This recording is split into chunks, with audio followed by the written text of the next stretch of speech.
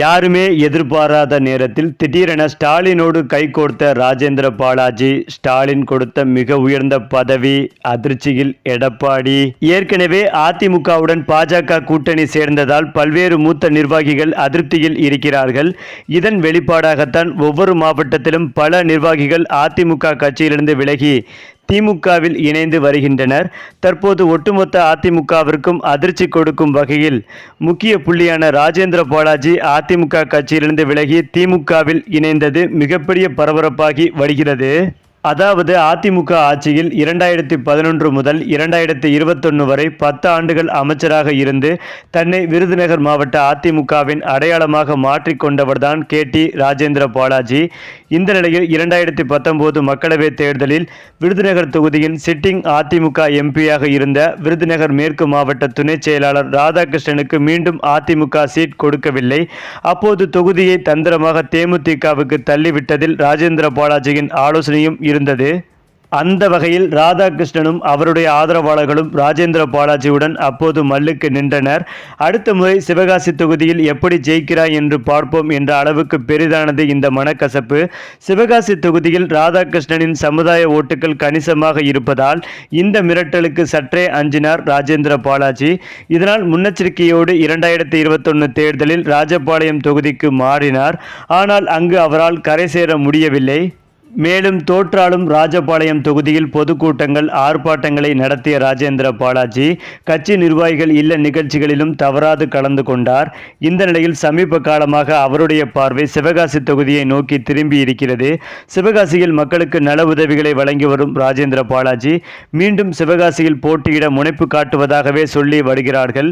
இதனை உறுதிப்படுத்தும் விதமாக பூத் கமிட்டி நிர்வாகிகள் கூட்டத்தில் பேசிய அவர், பொதுச் செயலாளர் எடப்பாடி பழனிசாமி உத்தரவிட்டால் சிவகாசி தொகுதியில் போட்டியிடுவேன் என்று தனது உள்ளடக்கிய கையை வெளிப்படுத்தி உள்ளார் ராஜேந்திர பாலாஜி. அதேபோல் இது குறித்து நம்மிடம் பேசிய விருதுநகர் மாவட்ட அதிமுக நிர்வாகிகள் சிலர், 2011 முதல் முறையாக சிவகாசி தொகுதியில் போட்டியிட்ட ராஜேந்திர பாலாஜி சுமார் 35,000 வாக்குகள் வித்தியாசத்தில் வெற்றி பெற்றார். இதனையடுத்துதான் நடந்த உள்ளாட்சி தேர்தலில் சிவகாசி ஊராட்சி ஒன்றிய துணைத் தலைவர் பதவிக்கு ஜெயலலிதா அறிவித்த வேட்பாளரை தோற்கடித்து அதிமுக போட்டியிட்ட வேட்பாளரை ஜெயிக்க விட்டார்கள்.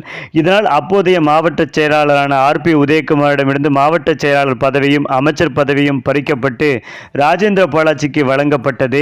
அதிலிருந்தே ராஜேந்திர பாலாஜிக்கு ஏறுமுகம்தான்.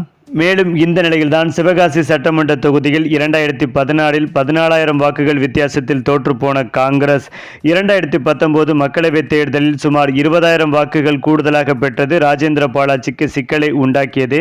தொகுதி தங்களுக்கு கிடைக்காத ஆதங்கத்தில் ராதாகிருஷ்ணன் தரப்பினர் எதிர்த்து வேலை செய்ததும் இதற்கு முக்கிய காரணம். இந்த நிலையில்தான் 2021 சட்டமன்ற தேர்தலுக்கு முன்னதாக நடந்த ஊரக உள்ளாட்சி தேர்தலிலும் ராதாகிருஷ்ணன் தரப்பினரின் மறைமுக ஆசையுடன் சிவகாசி ஊராட்சி ஒன்றியத்தை திமுக கைப்பற்றியது என்பதும் குறிப்பிடத்தக்கது.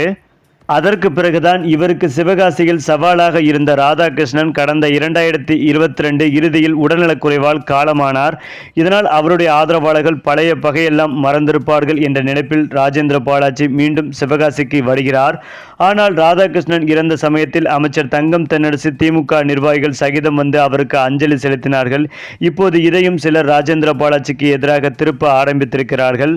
இந்த நிலையில்தான் அதிமுகவுடன் பாஜக கூட்டணி சேர்ந்துள்ளதால் தனக்கு எந்த தொகுதி கொடுக்க வேண்டுமோ அந்த தொகுதியை எடப்பாடி எனக்கு கொடுக்கவில்லை என்றால் ராஜேந்திர பாலாஜி அதிமுகவிலிருந்து விலகக்கூட தயாராக இருப்பதாக ஒரு தகவல் பரவி வருகிறது.